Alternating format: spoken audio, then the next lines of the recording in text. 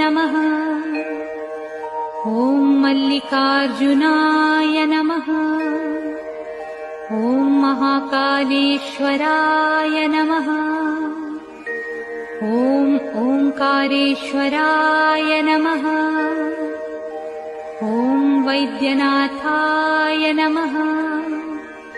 ॐ भीमशंकराय नमः। ॐ रामेश्वराय नमः।